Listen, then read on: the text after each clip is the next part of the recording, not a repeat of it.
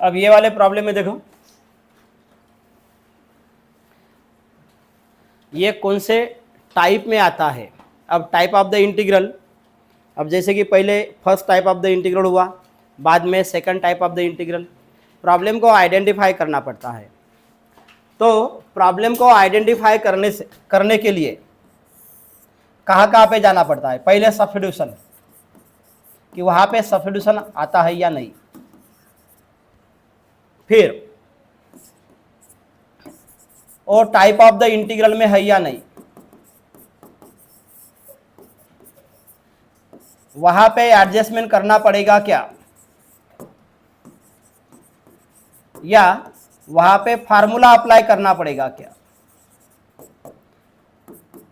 In given problem. यानी integration का कोई भी प्रॉब्लम, अगर डायरेक्ट वो दिख रहा है कि ये टाइप ऑफ द इंटीग्रल है, डायरेक्ट वो दिख रहा है कि वहां पे सब्स्टिट्यूशन मेथड है, सब्स्टिट्यूशन मेथड कब रहेगी, इंटीग्रेशन के प्रॉब्लम में सब्स्टिट्यूशन मेथड कब रहेगी, जब उस प्रॉब्लम में क्या रहेगा, F of x and F dash x, तब उसको बोलेंगे हम सब्स्टिट्यूशन मेथड। अब यहाँ पे tan x का डेरिवेटिव सेक स्क्वायर एक्स नहीं है, और जब हम जो टाइप ऑफ द इंटीग्रल अभी जो पढ़ रहे, पहला हुआ और अब सेकंड चालू है, सेकंड ये sin x plus b cos x upon c sin x plus d cos x, type of the integral पाठांतर करायचे, इथे आल्यानंतर मुठमुठ बसायचं नाही, टाइप ऑफ द इंटीग्रल पाठांतर पाहिजेत, तेव्हा तो समजते की हा काय आहे इंटीग्रेशन म्हणून। अब जब वहां पे सब्स्टिट्यूशन नहीं है, जब वहां पे टाइप ऑफ द इंटीग्रल नहीं है, सब्स्टिट्यूशन नहीं है, इसका मतलब एफ डैश एक्स और एफ ऑफ एक्स नहीं है, टाइप ऑफ द इंटीग्रल जो हमारा चालू हुआ और जो पहले हुआ है वो नहीं है, तो फिर वहां पे देखना पड़ेगा, वहां पे एडजस्टमेंट करना पड़ेगा, या वहां पे फार्मूला अप्लाई करना पड़ता है। या 4 मेथडनं इंटिग्रेशनचा प्रॉब्लेम सॉल्व करायचा असते। तो इंटीग्रेशन का कोई भी प्रॉब्लम अगर सॉल्व करना है तो पहले कहाँ पे जाएंगे, सब्स्टिट्यूशन में, है या नहीं। अगर सब्स्टिट्यूशन नहीं है तो फिर कहाँ पे जाएंगे, वो टाइप ऑफ द इंटीग्रल है या नहीं। दोनों नहीं है तो फिर वहाँ पे एडजस्टमेंट करेंगे का, एडजस्टमेंट नहीं होता तो वहाँ पे फार्मूला अप्लाई होता है क्या। तो ये वाले प्रॉब्लम में ना सब्स्टिट्यूशन है, ना टाइप ऑफ द इंटीग्रल है, ना एडजस्टमेंट है, तो वहाँ पे फार्मूला अप्लाई करेंगे। ह्या 4 गोष्टीमध्ये जावं लागते। तर साईडला लिहून ठेवा तुम्ही। पहिल्या पेजवर जहा तुम्हाला सांगितलं होतं, पहिल्या पेजवर जा, ज्या ठिकाणी तुम्ही फॉर्म्युले वगैरे लिहिले, कोणतरी तुम्हाला एक पेज सोडायला सांगितलं होतं।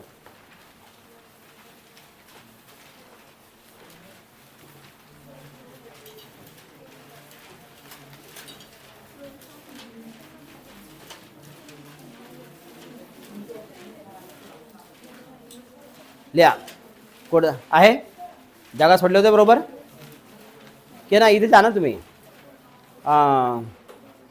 सबस्टिट्यूशन मेथडमध्ये जागा सोडले तुम्ही, तिथे लिहिले होते ना, तिथे आहे ना जागा सबस्टिट्यूशन मेथडच्या पेजवर, लिहा।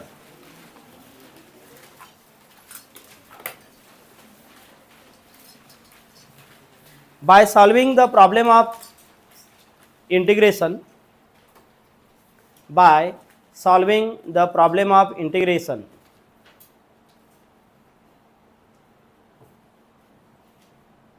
by solving the problem of integration,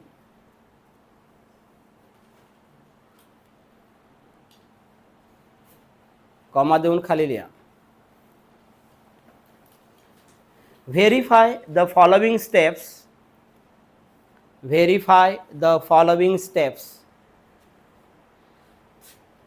in given integral, in given integral,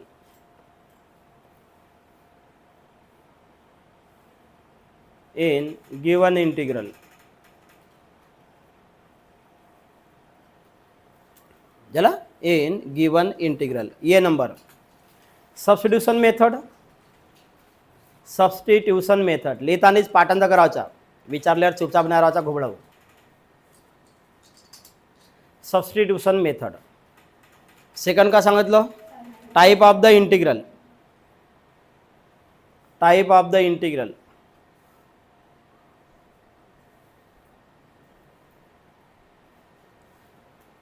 adjustment,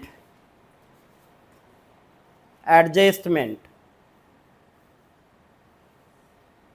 और बाद में फार्मूला।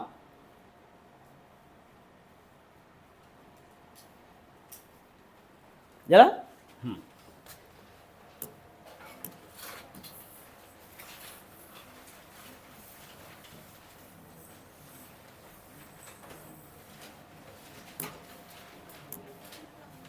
अब देखो यहाँ पे, तो यहाँ पे ना सब्स्टिट्यूशन है, ना तुम्हारा टाइप ऑफ द इंटीग्रल है। तो यहाँ पे I इज इक्वल टू 1/2 + 3 या इट इज सब्स्टिट्यूशन नहीं है, इसका मतलब tan x का डेरिवेटिव sec स्क्वायर x नहीं है। वहाँ पे और क्या नहीं है, वहाँ पे टाइप ऑफ द इंटीग्रल 4 लिहून दिलो, एवढे पाठ होत नाही का बे। सब्स्टिट्यूशन नहीं है, टाइप ऑफ द इंटीग्रल नहीं है, डायरेक्ट फार्मूला है। tan x का डेरिवेटिव क्या है, tan x का फार्मूला होता है, क्या होता है, sin x by cos x, cos x। ये यहाँ पे मल्टीप्लाई करेगा और बाद में ऊपर में भी चला जाएगा। तो I इज इक्वल टू यहाँ पे रहेगा, ये ऊपर में चला जाएगा cos x, ये इधर चला जाएगा ऐसा, यहाँ पे क्रॉस मल्टीप्लाई भी करेगा, क्या करेगा, ये twice cos x plus 3 sin x with respect to x।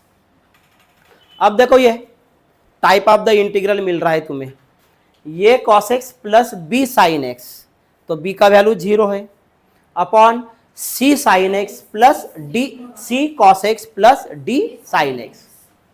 तो यहां पे वेरीफाई करेंगे,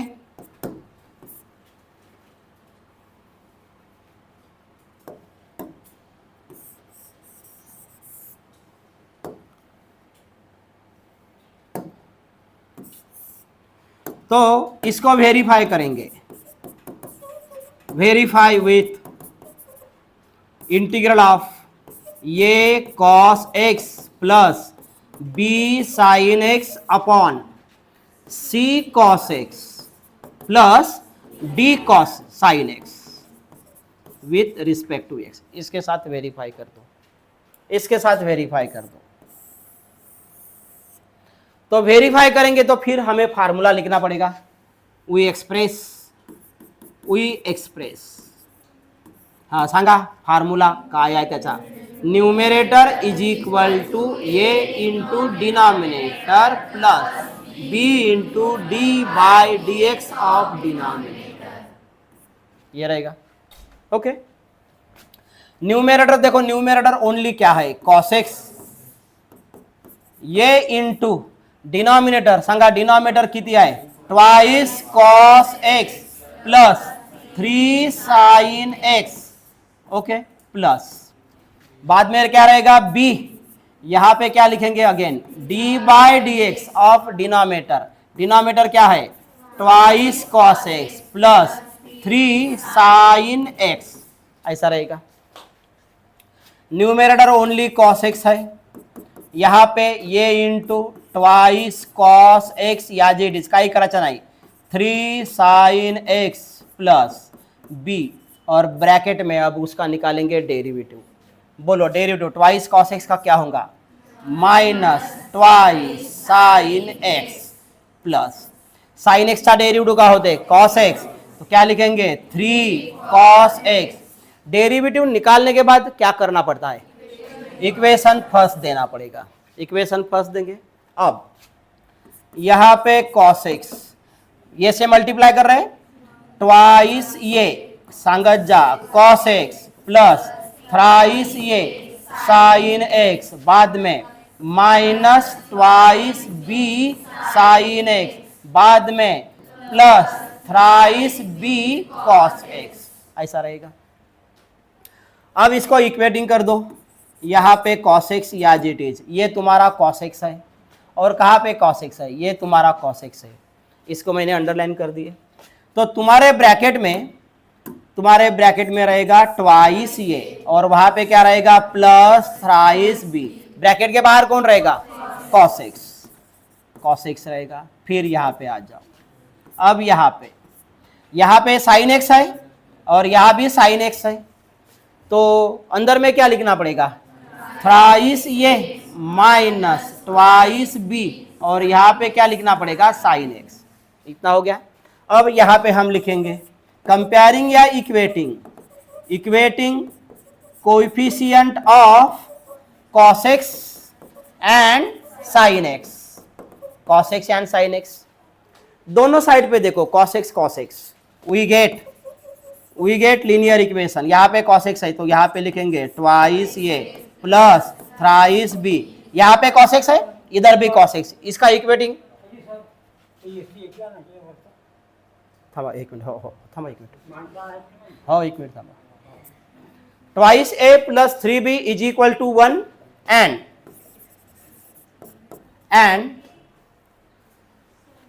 दूसरा का लिया जाए thrice a minus twice b is equal to, इधर क्या है, कुछ भी नहीं है ना, क्या लिखना पड़ेगा, 0। ओके, तो यहां पे इसको सॉल्व करना पड़ेगा। तो यहां पे सॉल्व करेंगे तो किसका वैल्यू मिलेगा, ए और बी का। चला सॉल्व करा।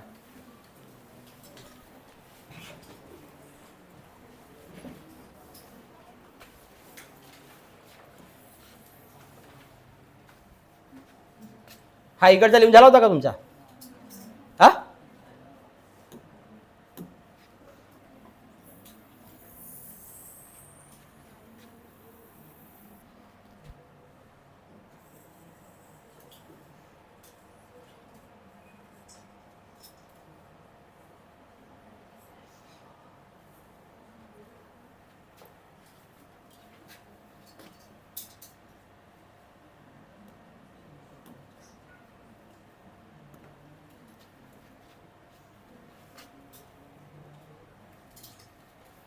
तो इसको मल्टीप्लाई करना पड़ेगा 2 से, इसको मल्टीप्लाई करेंगे 3 से, यहाँ पे 4a plus 6b is equal to 0, यहाँ पे 9a minus 6b is equal to 2, और यहाँ पे 0।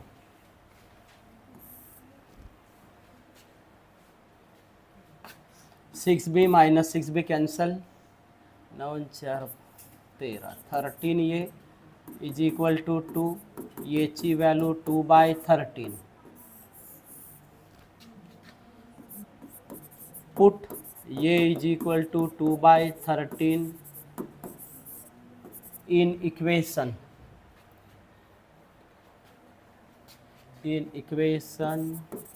4a plus 6b is equal to 2, 4 as it is, ये ची value 2/13 plus 6b is equal to 2, 4 दूने 8, 8/13 plus 6b is equal to 2, 6b is equal to 2 minus 8/13, 6b is equal to 13 दूने 26, 26 minus 8/6/13,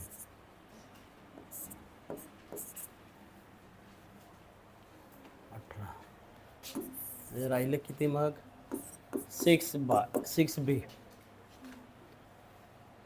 18/13,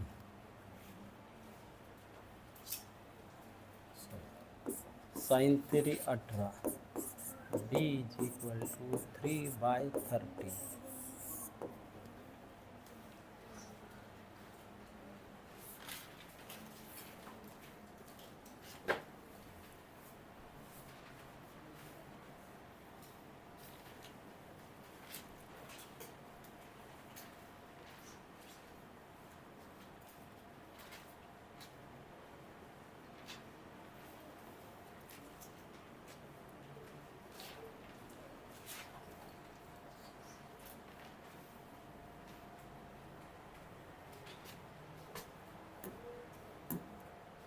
तो लिहून झाला तुमचा,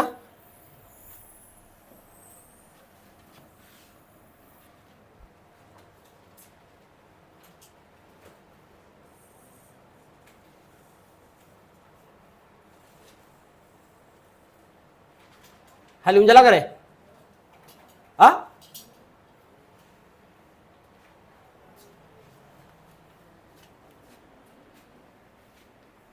तो put the value of a and b कहाँ पे पुट करना पड़ेगा? ये इक्वेशन फर्स्ट में।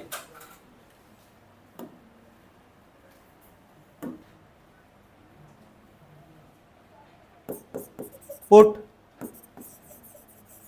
Value of a and b in equation first.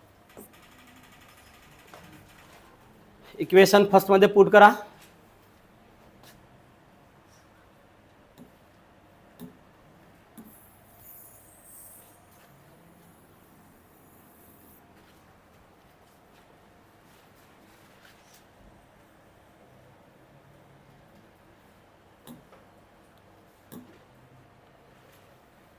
Equation first cos x is equal to याची व्हॅल्यू किती काढले रे? याची value 2/13 2/13 twice cos x plus 3 sin x। b ची value 3/13 minus 2 sin x plus 3 cos x।